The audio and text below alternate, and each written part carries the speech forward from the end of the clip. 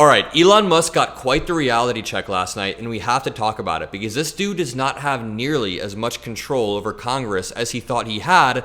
But even with that being said, he still has way too much control because the new temporary funding bill that was drafted behind the scenes by Speaker of the House Mike Johnson and Elon Musk was rejected, not only by almost every Democrat, but even 38 Republicans voted against this new bill, which honestly gives me a tiny sliver of hope. I know that a lot of people are feeling cynical because Elon Musk is right now taking over the government, trying to paralyze us, put us into a government shutdown for his own selfish needs. But if there's one silver lining, it's that the Republicans didn't completely cave and bend the knee. A lot of them do understand the utility in some of these bills, or at least providing disaster relief aid, at least providing funding to crucial services. And they understand that a government shutdown right before the holidays would be catastrophic. So I want to talk to you guys today a little bit about Elon Musk wielding disproportionate power over US Congress. I want to talk about the richest man in the world colluding with the president to essentially be a shadow president. And I want to talk to you about how this already backfired in their face. Make sure you drop a like. Make sure you're subscribed to the Mockler channel. And just to zoom out for 1 second, this is only a microcosm of the chaos that we're going to see over the next 4 years. Speaker of the House Mike Johnson's compromise effort fell apart right in front of his eyes. And here's the thing. Speaker of the House Mike Johnson actually negotiated with the Democrats, and they were all going to pass this funding bill. Was the bill perfect? No. The Republicans got some stuff they wanted. Democrats got some stuff they wanted. That is how politics generally works. I mean, Democrats wanted to get some stuff done, so they have to come to a middle ground with Republicans. And what Elon Musk and Donald Trump did was they said, no, we are not going to negotiate with Democrats whatsoever. Let's tank that bill. Let's shut the government down, all with the intention of making it seem like Donald Trump will save the day. I mean, he's giving it away. He said right here, if there is going to be a shutdown of government, let it begin now under the Biden administration, not after January 20th under Trump.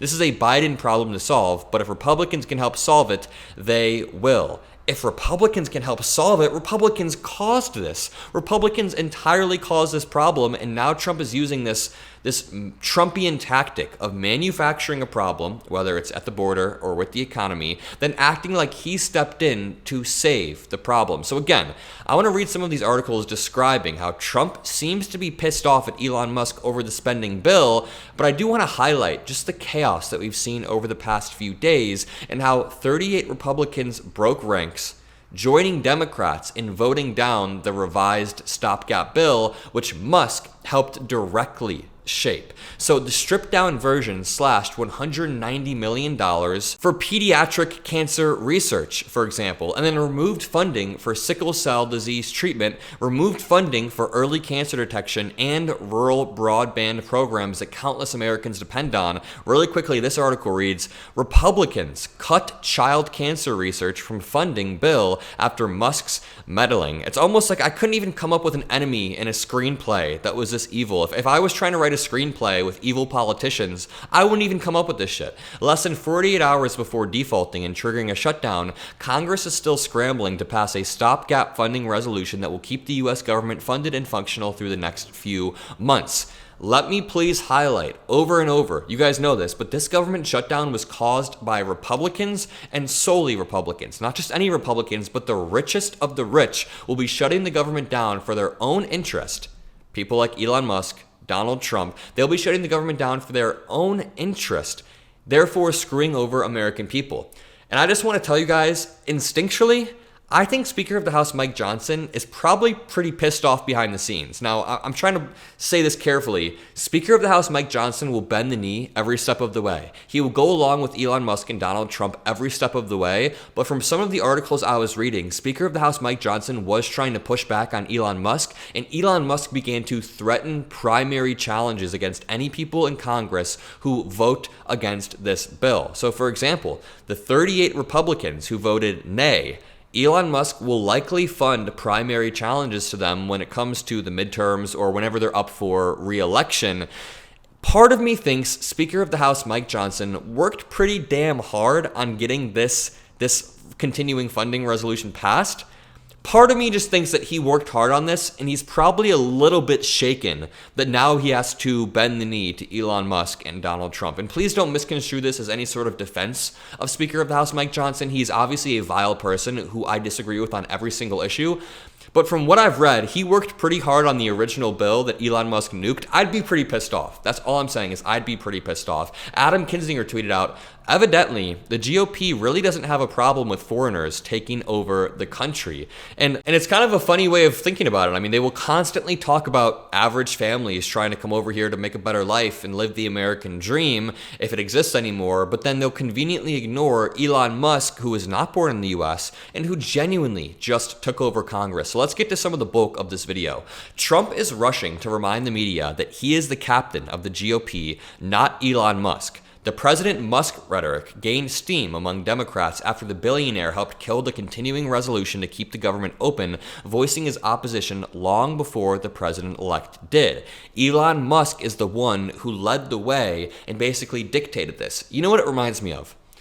Back in the early 2010s, Obama was not publicly supportive of gay marriage yet. He was not publicly ready to push the Supreme Court or to try to pass a bill. The reason why this ended up happening and there was attention brought to it is because President Biden, God bless his soul, actually came out before Obama and forced Obama's hand. And I'm not making this up. This Politico article from 2012 reads, White House, Biden forced Obama's hand. For President Barack Obama and his team, the decision to back gay marriage came down to the choice between two unpalatable alternatives: support it and brave the backlash in battleground states, or keep silent. But what happened is President Biden, or at that time, VP Biden, came out in support first and then forced Obama's hand. So that's a good example of this happening. But the point that I'm trying to make is Elon Musk is the one that essentially forced Trump's hand by trying to nuke this bill, and we're not sure if they even coordinated that behind the scenes. So, the President Musk rhetoric gained steam when Elon Musk came out against the continuing resolution,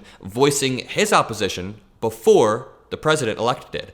But Trump wants the world to know he's still the one calling the shots. Quote, as soon as President Trump released his official stance on the CR, Republicans on Capitol Hill echoed his point of view. President Trump is the leader of the Republican Party, full stop, said Trump spokesperson Caroline Leavitt. But is Trump really the leader if he was only following Elon's footsteps? Here's what I think happened.